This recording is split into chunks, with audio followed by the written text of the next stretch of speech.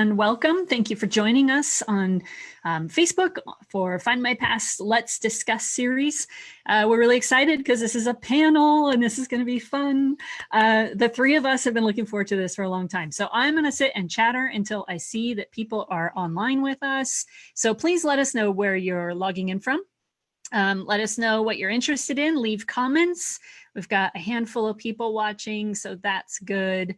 All right, so let's actually formally introduce ourselves. And I'm actually just going to do all of that for you guys. So my name is Jen Baldwin. I'm the Data Acquisition Manager for North America for Findmypast. And this is the 5th week of Let's Discuss, scheduled in US time zone, US friendly time zones, but a global community is starting to build around this series and we're really excited about that. So thank you for joining me. Today we have our first ever Ask Us Anything panel with my friends and colleagues over in the UK. We have Brian Donovan in Ireland, who's our Strategic Initiatives Manager, and Myko Clelland, Regional Licensing Manager for Scotland, Australia, New Zealand, and Ireland. I listed them all, Myko. He's out in Dundee, Scotland. And you know, those of you who are on our Facebook page, you know these guys. We all love them, and they've all shared their knowledge and everything with us before. So fantastic to have everybody together. All right. I am starting to see some comments come in, so that's fantastic. Please do ask your questions. That is what today is all about. And we are hoping that we will get lots of them. So ask your questions as we go through the live stream. We've had a couple ahead of time, but probably not as many as we want, and certainly not as many Irish questions as we want to have. So we really are going to test our leprechaun today. There, I said leprechaun.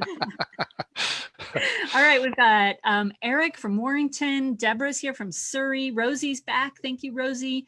William, of course, is with us. It's good to see you, William. Janet, logging in from Bellevue, Washington. I grew up not far from there, so that's kind of cool. Devin, thank you for joining us, Devin. I know she's been trying to make it for a couple of weeks. Pam from Idaho. All right, and William has asked our first question, actually. It's an Ask Us Anything. So why did the three of us join the genealogy industry? Who wants to go first? Myko. I was trying to push it away. Nobody stepped up. Yeah, okay. Well, my grandfather dropped me off at the local library to look through old newspapers and do a little bit of research. And I think he thought it would keep me quiet, and it just backfired horrifically. And I've never been quiet about this sort of stuff since. So it's that. My family's been full of all kinds of stories and inspirational tales, and I wanted to find out how true they were. And half have been true, half have been not in any way close at all. But it's been fun running that journey and finding out. So that was me. Okay, well, I'll give it briefly. I trained as an academic historian. I love the thrill of looking at original records, and there's nothing like finding an original record that relates to you personally. And I also just got enormous pleasure in telling my dad he was wrong. And so researching family history, because of course he took family history quite seriously. We grew up in a very old house. And then discovering that in fact so much of the family stories were yeah, cock and bull. So it was really lovely to actually do that. So that got me excited in basically bursting bubbles and breaking down assumptions. And I still think that's probably the greatest pleasure I get out in all this business. So mine is similar to Myko's in a sense. I started with my grandmother on the school assignment, like so many of us do in the US. When I was 10 or 11, and I learned pretty quickly that if I listened to her tell stories and I did chores on the farm with my grandpa, that I would get fresh made cookies. And none of my siblings got cookies, just me, and that made me really special. So that just kind of settled it for me. She started telling me stories, and she started taking me to cemeteries, and there it was. I've been in it since then. So we joined the industry. I think all of us kind of found our way to Findmypast eventually, but you know, it's a cumulative, probably around 25 or 30 years with the company between the three of us, I'm guessing. You get left for a lot of crimes, don't you? That's a lot. So the three of us have been working together for quite a number of years, and heckling each other, mostly heckling Myko, actually, though I've seen. Yeah, What happens? Well, I mean, come on. I've taken that role. Yeah, you are the English representative of us, right? yeah, exactly. You deserve all the hard stuff you get. Yeah. So Audrey is tuning in. Audrey Collins, our friend from the archives in Kew, and she says Brian is the tallest leprechaun she's ever seen. You haven't met my son. My eldest son is 6'5". It's a bit scary.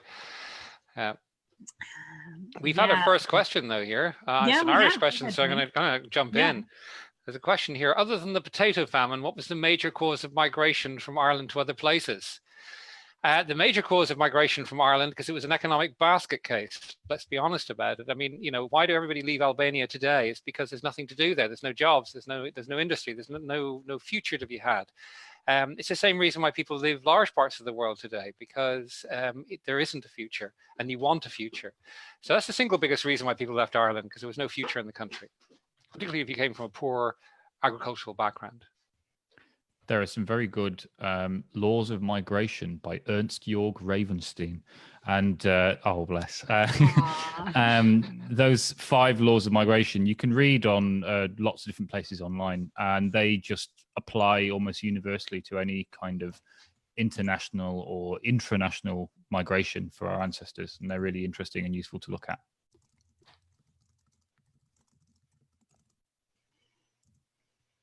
Good. We're all monitoring comments and questions, so keep them coming. But if there's a pause, that's why. Right. So we had a couple questions in advance, and I want to get to really 2 of those because they're very similar questions by Pamela. And I know Myko and I both took a look at these. So Myko, do you want to address Pamela's question about her grandfather, James Swanson Stubbs? Is that the right one, or you did the other one? I could do Henry Smith. You did Henry Smith. Tell us about Henry Smith, Myko. Yeah. So Pamela's great-grandfather, Henry Smith, died 8th of May, 1907 in Nikolaev, Ukraine. He was a sailor on the vessel SS Attakar, number 93848. She has the vessel logbook that details his illness leading up to this death. It states his body was taken ashore for burial. How do I find out the name of the cemetery where he's buried? I'm assuming through all of this intense knowledge that you already have, you may have found him in our Merchant Navy records. We have a huge collection of Merchant Navy seamen. But also there's one place to look, which is often overlooked, is the British Armed Forces and Overseas Deaths and Burials. So these are registers, indexes of all those birth, deaths, and marriages that happen at sea. And they start in 1854. And from 1891, the Registrar General of Shipping and Seamen started controlling them. And so they're fairly detailed. They give you the vessels that someone died on, perhaps rather than a place or anything like that. But on Findmypast, I've taken a look and I found exactly Henry Smith dying 8th of May, 1907 on Attakar or Attakar. I'm not sure. I don't speak very good Ukrainian. But the next step to do would be to order that certificate from the GRO, General Register Office.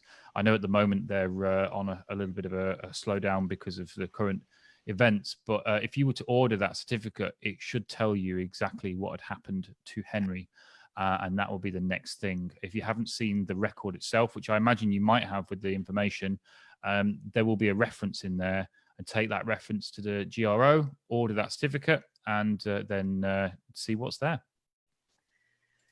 That's fantastic. So Pamela's other question was about her grandfather, James Swanson Stubbs, who died October 1932 in Kherson, formerly Russia. He was also a sailor on a vessel with his brother Wilfred. She has an accident statement by Wilfred on how his brother James died and that the burial took place 1st November 1932 at 2:30 p.m., which is very precise. She has a photo of the grave on the day of the burial. How do I find out the name of the cemetery where he is buried? For me, Pamela, these 2 questions are really great examples of how to use what you have to expand your search kind of beyond what we would call traditional genealogical records, right? This is a fantastic case study in social history. So beyond the databases that Myko has talked about, I would start with the information you already have, right? On your great-grandfather Henry, you have a logbook that talks about the voyage from the vessel. I would use that and try and track where it went, and plot those locations out on a map. Start looking at cemeteries in that area. You have that accident statement for James, and the photograph of the day of the burial. Is that the grave itself on the actual day of the burial? Because maybe there's something in the background of that picture that you can pinpoint that's unique, helps you identify which cemetery it is. If it's a more recent picture, someone took like of the headstone or of the grave site or something, see if it's got any metadata attached to it that's got latitude and longitude in it, so you can try and place that that cemetery in an actual, or that burial location in an actual map. Use those as clues to kind of chase the rest of the story, right? Where are the military records that cover his service and his death? If he died in the service, there should be some kind of a report outlining, how that happened, especially if it's outside of, a regular battle situation, right? So use what you've got as context for, kind of brainstorming different paths of research. Go away from, I'm not supposed to say this, go away from genealogy sites and look at social history and read about that time period, read about the vessel in question, find out what their experience was like to help gather more clues and advance your research. It might be one thing as well, in the same record collection of those deaths overseas. I've just taken a quick look, and it doesn't completely match, but there's a J.S. Stubbs who died in December 1932 in the same index at sea. So I would take a look at that with the same technique as the first, and just maybe that might be the one. Order the certificate, and then you'll find out for sure. Fascinating stories, though. Certainly an opportunity to go beyond just regular, death and burial records and expand on that. Okay, so a couple questions are, let's see, lots of things coming in. I can answer one there. Are you going to do this Ontario one? Yeah. I knew it. Buckley Boone. Yeah, okay. She's from Shelburne, Ontario in Canada. That's probably not a million miles removed from where my mother is. She's a Canadian as well. She's there. Anyway, she writes that my third great-grandfather, John Corbett, was born in Belfast around 1811. And she says he apparently went to university there. He has had an MA. He emigrated to Canada in 1839-ish and became the first ordained minister in Perth, Ontario, in the Scottish Presbyterian Church. His son Richard was born in Belfast in 1839. So how can I find out what school he went to? Well, the first thing is to find out what university he went to, because there was no university in Belfast until 1845, which was the Queen's University in Belfast was founded then. So if he went to university in Ireland, he would have gone to Trinity College in Dublin, not well known for his Presbyterianism. It was an establishment university. So I think it's entirely possible that John Corbett actually went to university in Scotland, or England for that matter. But I think you need to look outside Belfast to find out where he went to college. And if you find his university record, you'll find out pretty certainly which school he went to as well. It should be recorded there. Beyond that, there is some excellent records that are held by the Presbyterian Historical Society in Belfast, which is worth contacting them, and also the Public Record Office of Northern Ireland. There's only a limited amount of that sort of record material is online. So I would actually check those archives. If he's a Church of Scotland minister, there's an amazing book that is on Findmypast on the record set, Church of Scotland Ministers 1560 to 1949, Brilliant. Which is something you might have heard of, called the Fasti Ecclesiae Scoticanae, and it gives you full life stories of all these Church of Scotland ministers, and they come from all over the world as well. So it's not just those who are in Scotland, those in England, those who moved to the US, those who are in Canada, all of those different congregations, Australia, New Zealand, and it tells you about their whole family. So maybe if it's the Church of Scotland Presbyterian Church, then you may find them in there. And there's also an index on Findmypast, Global Christian Leaders Index. That might be a stretch. It's not a big collection, but it is available on Findmypast, so you can take a look at that as well. Good. So Kath asked a question about finding a marriage, having great difficulty and think I've exhausted all avenues. Any suggestions would be welcome. But then it looks like from the comments that this has also been asked in the Findmypast forum. which is a great opportunity for us to talk about the forum and how awesome it is. So if you are not yet involved in the Findmypast forum, our Facebook community, please do so. We'd love to have you join us. There are some fantastic community members that are really, really helpful and love to share and talk and work through problems with each other. So Kath, if that question is persistent for you, then certainly we can address it. But it kind of sounds like the forum has tackled this one. We would probably just duplicate what the forum has already told you, to be honest. So if you have other details, Kath, please do throw them in the comments and let us know. For example, location and time frame would be really helpful for us to be able to answer any of that kind of question. And that kind of goes for everybody. If you're posting a question, please do include some details so that we know exactly how to, or we know better how to answer those questions. Can I give? Sorry. Go ahead, Brian. I was going to say, can I give an example of one where some more information would really help? Sure. There's a great question here from Emma Jo Tara. And she writes, does anybody have advice in tracing my Irish ancestors in the UK? I have them in the 1911 and 1939 census. I assume you mean the 1939 register, but cannot locate birth certificates for the year they give or take 5 years. They were Catholic and hawkers and tried all over. Is there a chance they were not registered? Well, there is, of course, a chance they're not registered. And when you say they're hawkers, I wonder whether they're Irish travelers. And this is where I'd really want to know their name. Their name could be really a big clue in identifying who they are. Irish travelers, we worked very hard to avoid the authorities at all turns. The only time you really find them in great numbers is when they get picked up by the police or by the courts. Most of the time they avoided registration of births. So it's quite difficult to track them. So if Emma, could you give me information about who this person is, what you know about them, their name, possible date of birth, and anything else, relationships they may have, and I might be able to help you more. Great. So a couple of very specific location questions. I think looking for just genealogical guidance. Helen wants some help with just getting results for the Isle of Man, and Trish wants Channel Island BDM. So Myko, I'm going to pass both of those over to you. Can you speak for a second on Isle of Man and Channel Islands, please? Yes, I get excited whenever anyone talks about an island. So yes, the Isle of Man and Channel Islands are crown dependencies. So they're not part of England, Wales, Scotland and Ireland and everywhere else.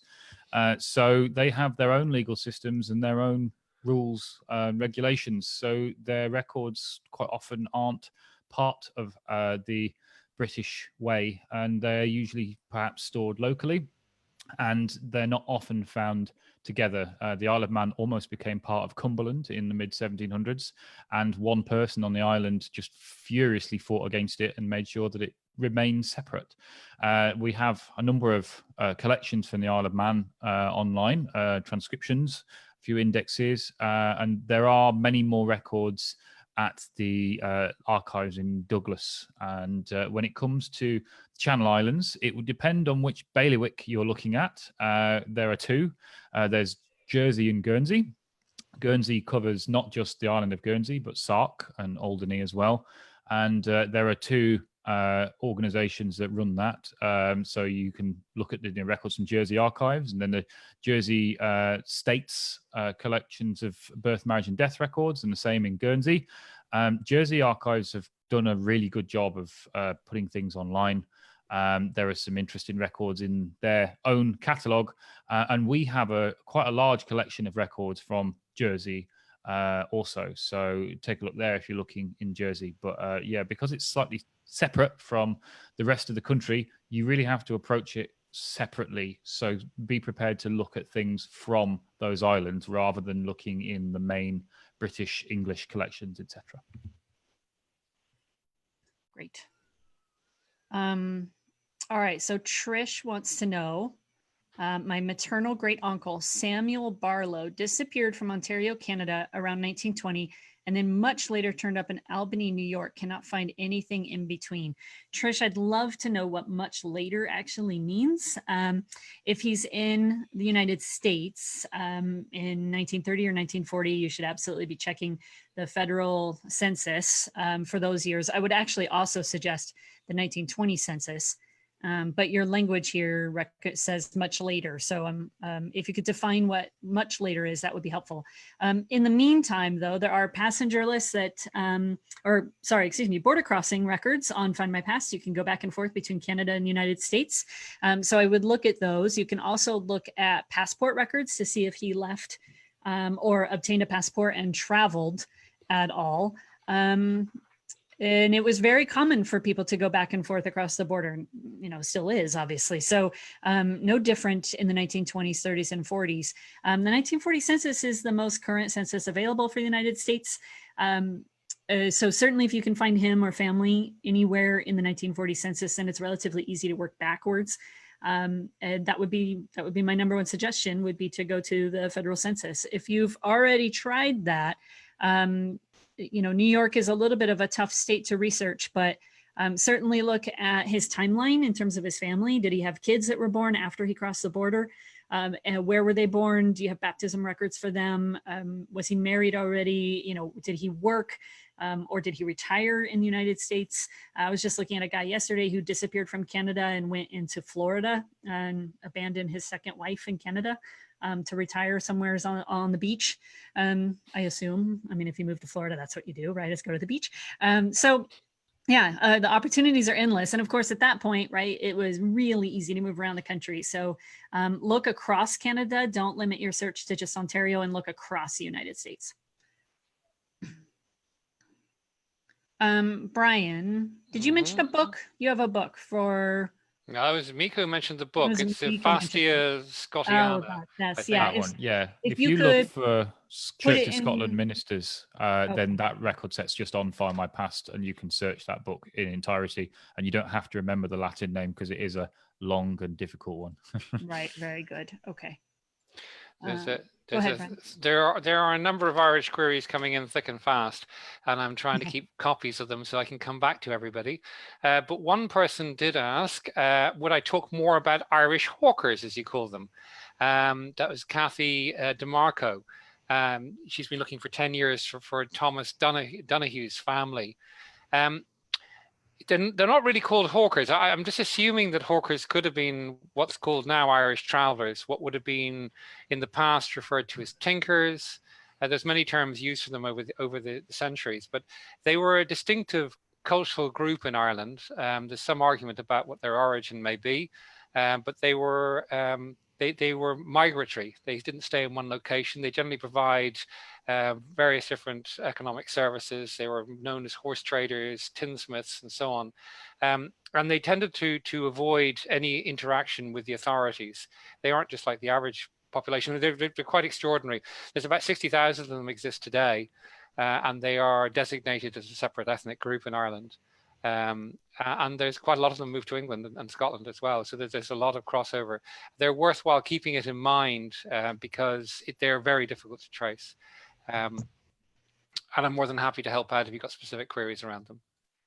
There's also, I'm going to intercept a little bit. There's a Facebook group that I've been following for, I don't know, a year or two called Romany, Gypsy, and Traveler Heritage Project. It's a researcher based out of England. And his work is actually really fascinating. So he, specializes and focuses in these communities. I've been following him because one of my ancestors is potentially connected to a group of travelers or Romanies out of Ohio.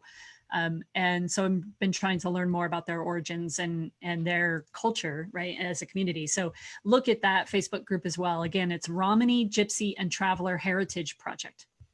The last thing I'll say about that group, which I think is so interesting, because for a long time they were viewed as being dispossessed farmers from the famine, which is a load of nonsense. There is a community of Irish in New Orleans who actually still speak Shelta, the traveler language. They don't have any Irish whatsoever. And they're there today. And they migrated sometime in the 18 teens. So, I mean, there's a very distinctive culture. It's not something which is well known.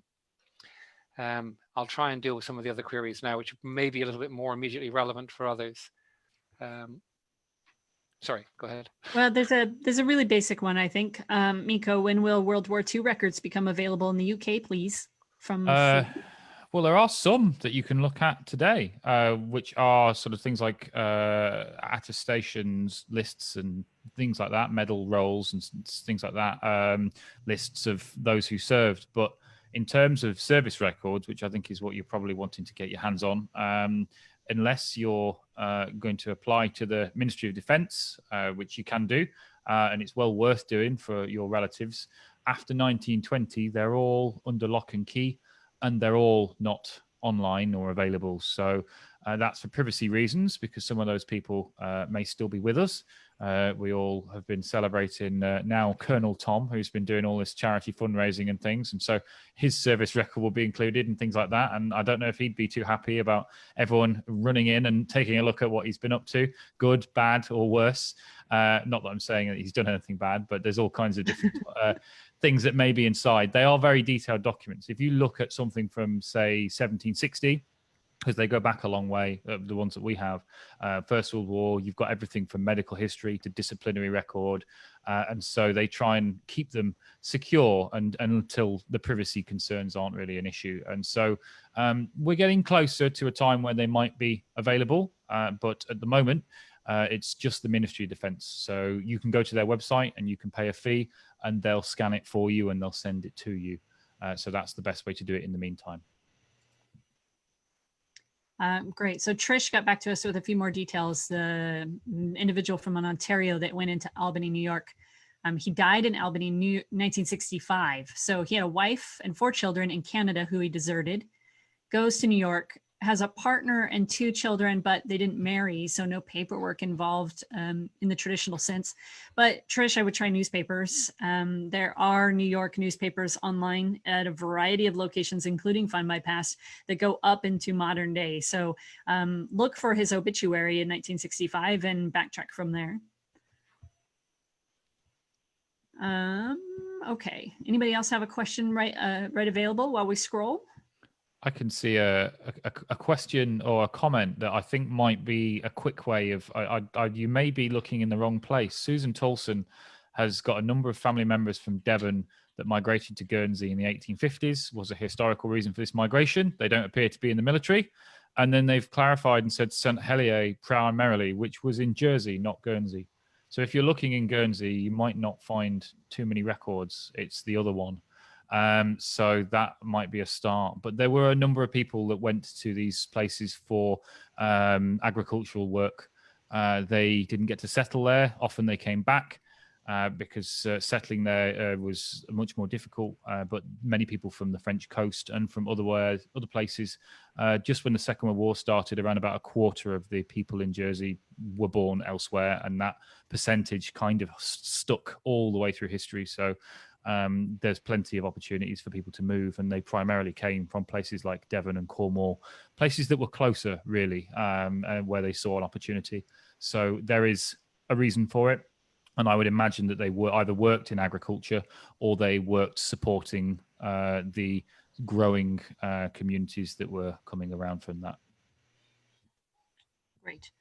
We did have a question that was posted before we started that was or right as we started, maybe, from Roseanne, asking for suggestions in ruling down John Riley in the Catholic records. And so really the question is, how do you separate a common name and determine who's who, right? And is that really your person? So I have, I could probably talk about this for hours because I'm in the middle of a very similar project myself, actually, Roseanne. So you and I are in the same boat. But for me, it's a process of identifying other record sets that give you things like name of spouse, name of children, anything unique, right? Was there a town in particular? Was there an occupation in particular that will help you differentiate your person away from the rest of the crowd? In terms of applying that then to the Catholic records, then you kind of just make a list, right? Make a list of all of the hits, all the results for that name in the right time frame, in the right area, and start eliminating the options. For me, it is a process of elimination versus a process of proving, right? If I can disprove all the others, whatever I'm left with is most likely to be the right person. I can commentary from that. I'm waiting for one of you guys to start making jokes, because I mean, we're 30 minutes in now and you've been pretty quiet actually. So Well, we're being quite usul. We're actually not just Polite being, is the word. yes, polite and Polite. considerate. Oh, that's new.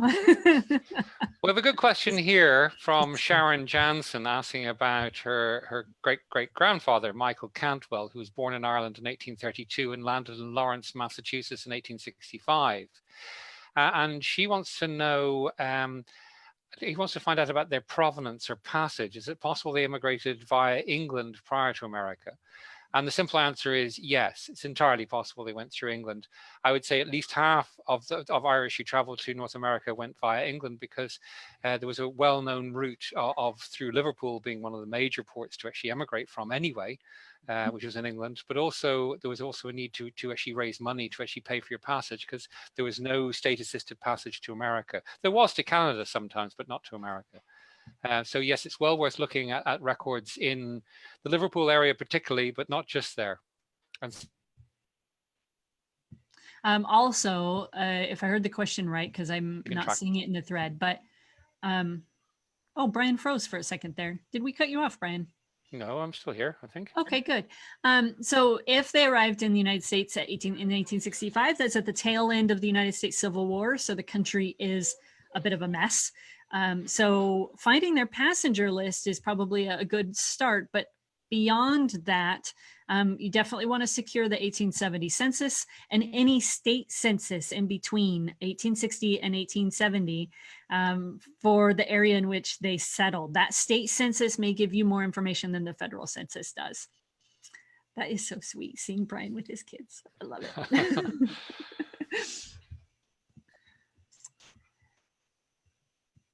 Right. Okay. So William's saying they'll answer when they get to it. There's lots of questions. Yes, we will try to answer as many as we can in the next, what do we have left? 28 minutes. When are the 1921 censuses going to be available to view online? Oh, well, that's an easy one, isn't it? There's 100 years wait by law. So after 100 years is over, it's like Cinderella. We have an exact clock running down, and when the clock is up to midnight, then every genealogist in Britain and the world will descend upon the 1921 census and find every single relative that they can in there. So it'll be at least said that 100 years, but after then we're all waiting with our fingers on our mouses and keyboards, and we're all going to enjoy it. Yep. And Isabel wants to know what month. Did you say that? Because I was reading. No, it's going to be at least the 2022 January. So that will be where to look. Yep. Deborah asks, are there any Irish Presbyterian records online? Particular period of interest is mid-18th to mid-19th century. It's a bit hit and miss at the moment. Bear in mind that most Presbyterian registers don't really start until the 19th century. It's very unusual to find 18th century Presbyterian registers. Presbyterians, generally speaking, were much more likely to actually follow the establishment rules, whereby all marriages should only happen in the established church, and that children should be baptized in the established church. So, you know, for the majority of Presbyterian marriages and births, you will find them in the Church of Ireland registers, but not always. I mean, there's plenty of exceptions. In Ireland particularly, much more so than England. England, they are much more likely to actually follow the rules. But that's probably a cultural thing as much as anything else. So there was another question that was posted in advance from Susan. And this is quite a story, actually. I think this is going to get input from both myself and Myko. So her second great-grandfather, Charles William Parker, was born in Baltimore in 1853. The anecdotal information says he went to sea at a young age. I do know he married an Elizabeth Lewis Ralton in Scotland, listed his parents as William Parker, a minor, and Louisa Meyer, deceased in 1878. Charles was listed as merchant service. He and Elizabeth had 2 children in Glasgow, then immigrated to Montreal, Canada in 1883. They had 9 children together. Wow, 9 kids. The only thing I've been able to trace further back is a possible Civil War reference to a William Parker from Baltimore who was a minor. There are lots of William Parkers. but no DNA connections so far, and no trace of Louisa. This is her brick wall. Where do I go from my living room? Myko, do you want to take that first? Yeah, the first place I would suggest to look, it's pretty clear, I think, that you've already found it, Susan. So the marriage of Elizabeth and Charles in 1878, because he's listed his parents, and you know that Louisa is deceased. That's post 1855 civil registration in Scotland gives you that extra information and tells you if people are living or dead. So I imagine you've already got the first place I would look. Scottish civil registers are full of all kinds of detail, and they are, if you've got any connection there, use that. And if you have these children's records as well, there will be some more information there, maybe something else. So find those 2 children in Glasgow and start with those. And from the Scottish side, I think that would be where I would look. There are valuation rolls as well as censuses and things that can place your ancestors in Glasgow, and you can work out when they've left, and that takes a chunk out of the point that you're looking for in America or Canada or anywhere else. So perhaps do that to rule some bits out. There are postal directories as well. We have a large collection on Findmypast. But outside of that, I think it's over to you, Jen, to do the hard parts. Right, the hard part. So let's start with the dates, right? Charles William Parker was listed as merchant service, and you mentioned the Civil War reference. Based on what you've given us, Susan, I doubt that Charles or rather William was your guy. And the reason I say that is because Charles was just simply too young at the outbreak of the U.S. Civil War. Remember, the war ended in 1865, so he would have had to been very young to participate in any of the Civil War battles or engagement in any way. His father, on the other hand, William, could possibly be a contender for that, of course. I would, if you really think that this Charles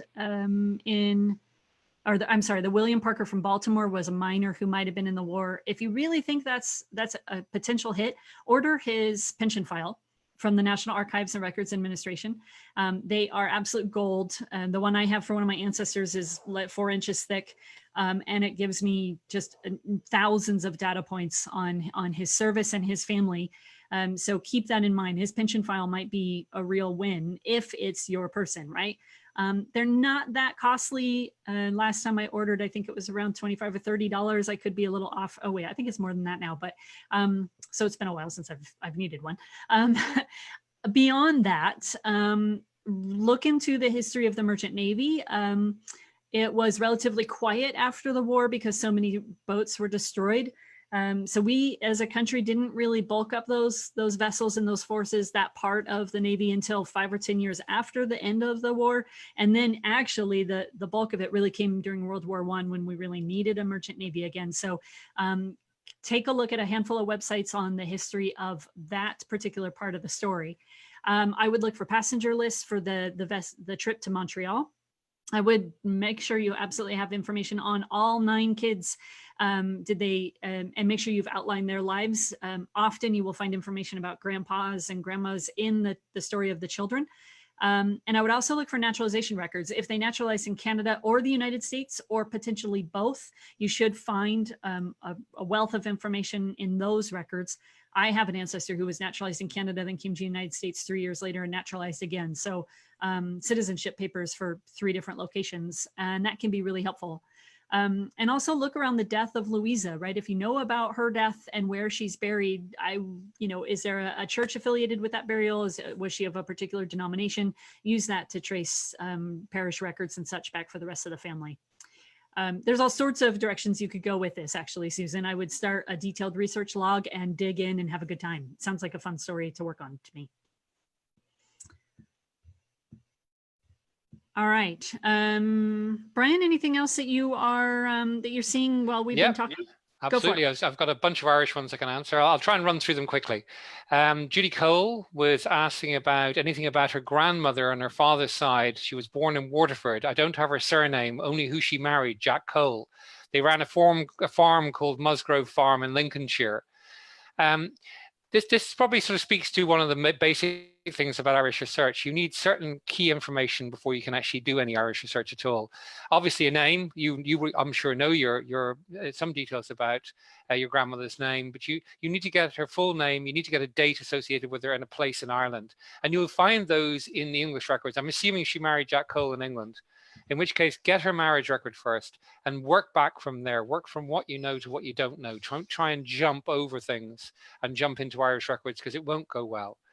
The next question I'll answer quickly, and then I'll throw it back to you guys, is Cindy O'Neill asks about her great-grandmother was born in 1867 in Ballard and migrated to the USA in 1882, naturalized in 1887, married to Nellie Sullivan. Both were born in Ireland, their parents born in Ireland. How do I find information on them? Well, you've already got some key documents like naturalization papers, and that should actually give you some information about where they're born. You have it here. Irish civil registration starts in 1864, so there's no reason why you can't find that birth. It should be there. And certainly with church records as well, I would say you're almost guaranteed to find that birth, unless there's something wrong with the information you have from the US. But rather like the previous comment, get as much information as you can from US records before you jump into Irish records. See if you can find out her parents' names, any other relationship information before you go in. So you can be absolutely certain you found the right person. And I'll throw it back to you too. And Tess Martin out there, I am actually looking at your questions, so I haven't ignored you. I know you've had the question sitting there for quite a long time. I'm just trying to work up a decent answer. Right, good. So Myko, one for you, I think. Maureen wants to know how far back do English parish records go, looking for ancestors born in late 1700s. Okay, well, that's one of those loaded questions, isn't it? Because how far are they supposed to go back is very different from how far they actually go back. So they were supposed to all start in 1538, and that was when the order was given, I believe it was June, to start recording the names of all those baptisms, marriages, and burials. And some people did. Some didn't trust it at all, because they thought if you want to write these names down, it's probably because you want to tax them. So they had to repeat the order in the 1550s. And then they said, you know, really, we're not playing around. You have to do this. And so there are more from this point. And then when we get to this terrible time called the English Civil Wars, or the Wars of the Three Kingdoms, if you're in Scotland, but sounds a lot more exciting and dramatic. Many people were taken out of their job recording parish registers, and they were replaced by people actually called parish registers. And those parish registers were then replaced by usually the original people when the restoration happened and the wars were over. But some people hid their registers to keep them safe. Some of them have never been found. Some of them have been destroyed due to these wars. And in one particular set of records that I remember from Findmypast, it was found by a farmer with a pitchfork. And so there are 3 really big holes that go right the way through the entire book. And it happens to be the one record I was looking for. The name of the father, the name of the mother, and the name of the child are just exactly in each spike goes through. So who knows who that person could have been. So 1538, if you're lucky, mid 1500s, more likely. And then there's also a possibility that because of the fact that these were stored individually and in these individual churches until relatively recently, when they're all gathered up, maybe later because of these things. So late 1700s, you should be okay. And there's also bishops' transcripts to look for as well, which are a second copy sent Easter each year to the bishop. So if the parish registers that you're looking for don't exist, you can look for that second copy as well, and that might help you. We've got a large collection of both, so take a look through those, and they might be the place to look at. And I found another good question, Jen, that will tease both of us, I think. So someone is looking for military records. I had a feeling this is the question you were going to talk about. Yes, both in the UK and the colonies during the colonial wars. So that would be the 1770s and things. So what we would refer to as the revolution, actually. Well, you know, we're almost over it. The one we won, but yeah. Winning is a very subjective word. Yeah, we'll probably drop that joke for a while, right? Yeah, so I'll hit this one first, Ellen. In the American Revolution, if you were looking for British Army records, so in other words, your ancestor came to North America to fight on behalf of the British Army. There's actually a fabulous collection on Findmypast. We have wonderful British Army records, and it spans this period. So absolutely start there. For those of you who are looking and interested in Revolutionary War history, that collection, there's another collection, excuse me, that is the Prisoners of War collection, which covers this period, which holds people that the British Army captured as POWs. And that covers both the American Revolution, kind of lightly, but more so the War of 1812 here in the United States. So if you're, again, I'm assuming you're looking for a British military individual, so look in the British Army records. If you're looking for an American soldier, we also have Revolutionary War records of that nature from that time period, and that's a growing collection. It's not quite as comprehensive because we weren't a country yet, and so we didn't have a formalized way of keeping Army records just yet. So it's a little bit messier, but your question sounds like it's British. Myko, any add-ons? Yeah, so soldiers at that point were enlisting for 21 years. And of course, the British didn't trust foreigners until 1869. So any British soldiers at the time were British. They didn't hire locals to be in the same thing. They may have been in militia and things like that, but in the actual British Army, those people would have been British. So if you know more about the regiment or anything like that, you've got an instant idea of where they're from. If they're from some kind of militia or something, then you know they're probably from the colonies. And if they're in, you know, the 56th foot or something like that, then you know they've probably come from Britain and they've been posted over there in Canada or you know, the United States. So that's your big marker straight away, and I would start with that. I'm going to take issue with Myko because they weren't always British. British and Irish. Okay, considering the Irish made up such a huge percentage of the British Army, I mean, really, yes. that's remiss of you. I take that. The former Kingdom of Britain and Ireland. I used a quick term, and I should have been more specific. You also said United red-handed. States. Well, it's worth getting this right, actually, because and the reason for it is that actually Catholics weren't allowed to be in the British Army until quite late. So in fact, with the exception of the Indian Army, they were allowed to join the Indian Army first, but Catholics weren't allowed to join, which actually precluded most Irish people from joining until the early 19th century. So it's only then you have the sudden surge of Irish recruits joining, because suddenly they weren't considered so untrustworthy that they might actually rebel. I mean, they're still worried about them. And that's relevant because Tess Martin, who I mentioned beforehand, does have a question about her third great-grandfather, Francis Martin. Start that, actually. Okay. Let me interrupt really quick, because Ellen came back and she said she's actually asking about before the Revolutionary War. So Ellen, just to finish that thought, then they are absolutely members of the British Army or whatever colony was in charge. So, you know, most of them were British. If they're in Canada, it could be the English Army or France, depending on the time frame. They were all involved in engagements on this continent, but certainly for anything before the American Revolution, you need British Army records. Brian, take it away. Sorry. Okay.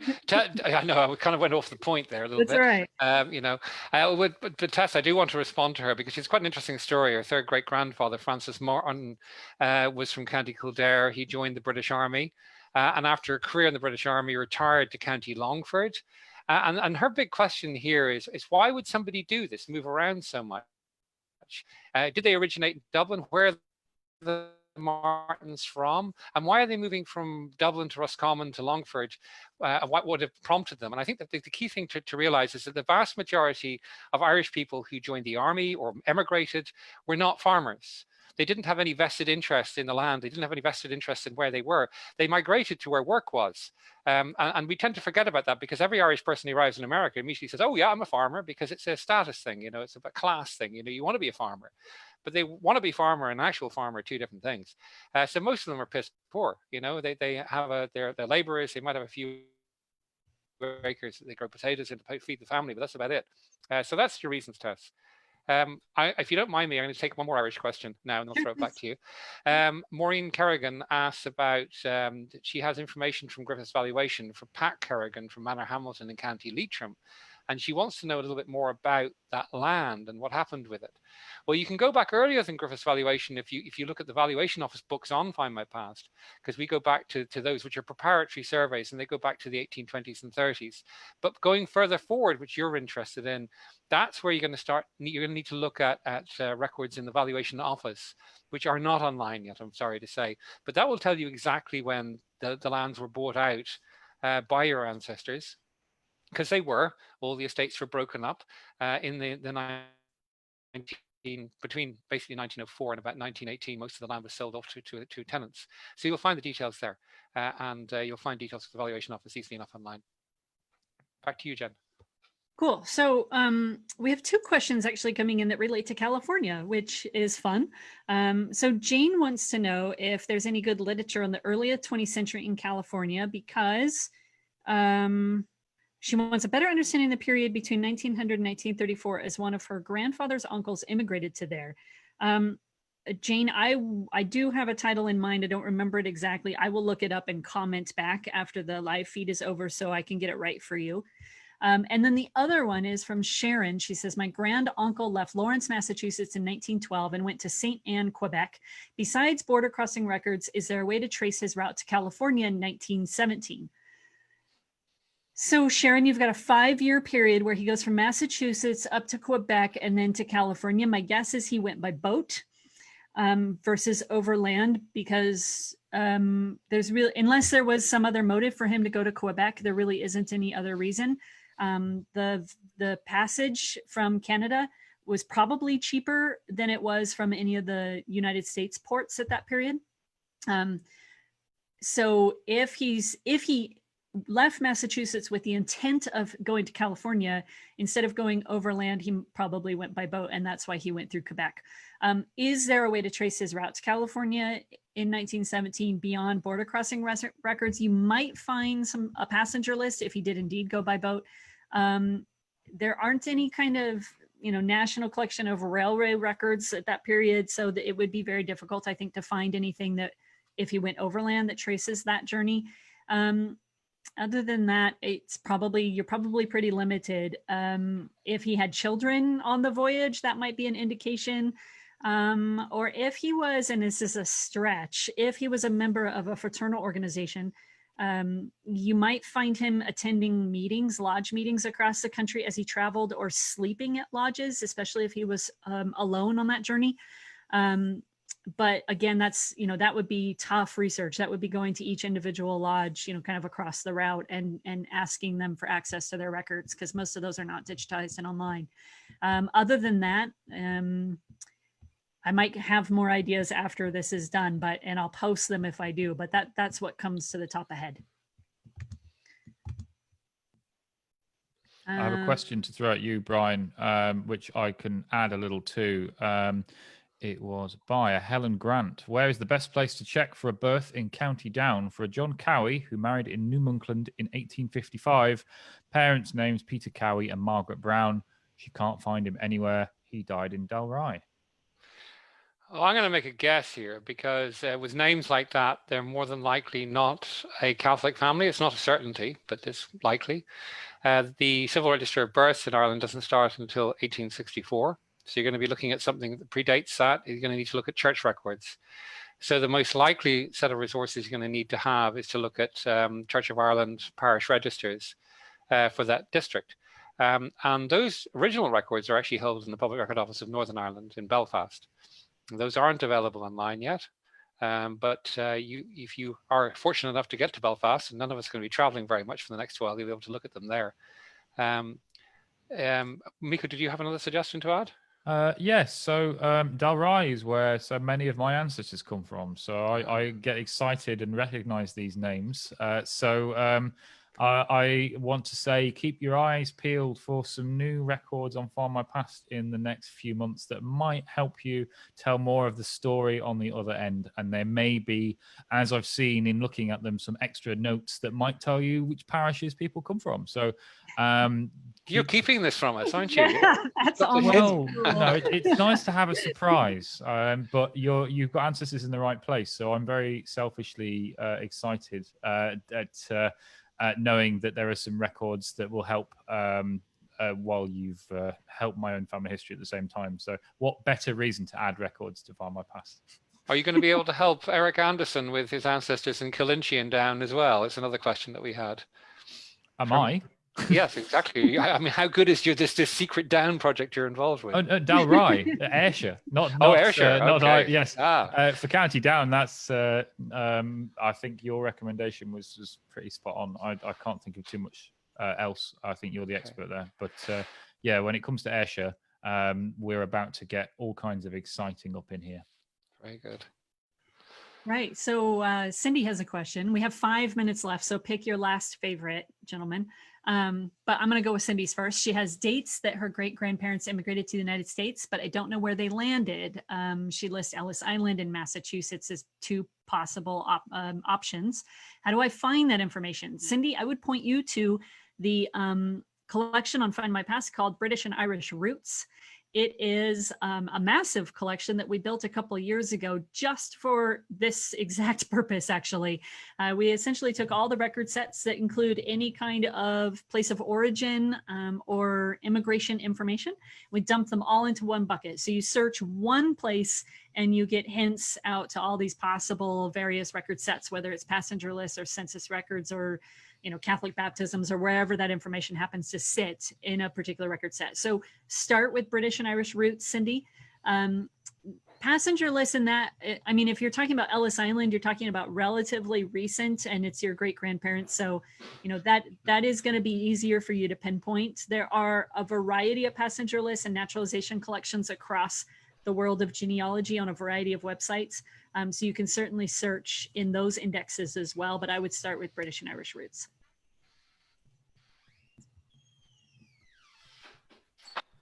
Do you have a last one you want to run with there, Myko? Because I got one here.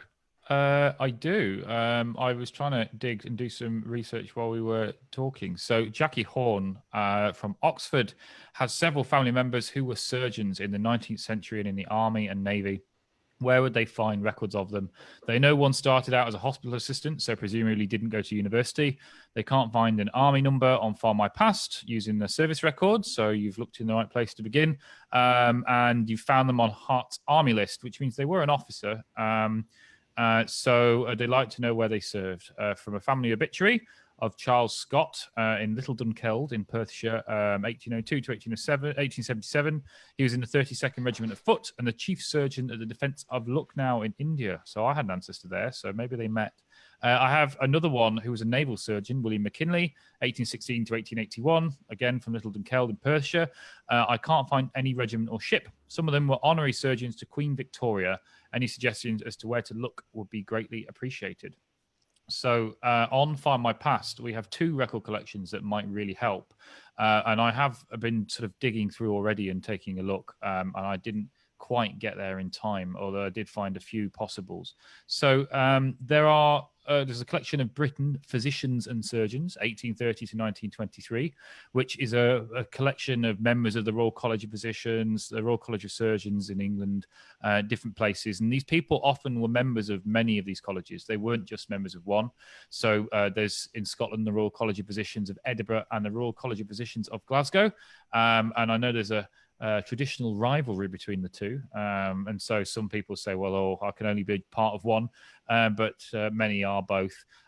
We have a wonderful partnership with the Royal College in Glasgow, which has got some great records, but we also have fellows of the Royal College of Surgeons of Edinburgh, 1581 to 1873 on Findmypast as well. So if you look in our A to Z for surgeons, you'll find a list of these. You'll find there's a couple of sets, and I skimmed through and I have already found some matching names and things with dates, and I think some of those may be your guys. So I think that's a great first place to look. And some of these, especially if they're in attendant and service to Queen Victoria, then they're most likely of enough note to be members of these royal colleges. So I'd say take a look there, and it should give you some biographical information too. All right, Brian, you're last. Oh, you're on mute. Sorry about that. I just want to respond to Audrey Collins's request. My grandparents married in Dublin in 1879, according to Scottish birth certs of their children. but I can't find it. Are the civil records deficient, or are they just making it up? Well, I'm not going to say for certain either way, Audrey, but I just tease out a little bit. For starters, the law stated that marriages were the responsibility to be recorded by the person who was the celebrant. Therefore, it was the priest or the minister who was required by law to record it. It wasn't like a birth where it was the parents who had to record it. So births often get missed. So it's unusual for a marriage to be missed, certainly by that date in 1879. So they obviously married in Dublin and then moved to Scotland to have their children. It would strike me as being far more plausible that they actually either married in Scotland or they just skipped the whole marriage process altogether. So maybe they were just making it up. I mean, you know your family well, Audrey. What do you think? There's that wonderful set of irregular and cross-border marriages that you might want to look at. If they had a common law marriage, maybe take a look in there too. Good point. All right. And that appropriately brings us to the top of the hour. That was a great way to finish. So let's share what's happening for the rest of this week. So on the Find My Past Facebook page, we will have tomorrow, Mary McKee will be going over our photographic collection, which is brand new and awesome. If you haven't dug into the photographs yet, please take some time to do so. It's absolutely incredible. And she's going to go into detail on that with you guys tomorrow at 4 o'clock BST time, which is 9 a.m. Eastern. And there are North American photographs in the collection. There's Canada and the United States, so it's relevant to everybody. And then, of course, on Friday, we'll have Alex for Find My Past Friday, telling you about our new records and what we've been doing this week. And next week is going to be good. So next week on Tuesday, we have Aoife talking about criminal ancestors, and you will definitely want to watch that one. That will be excellent.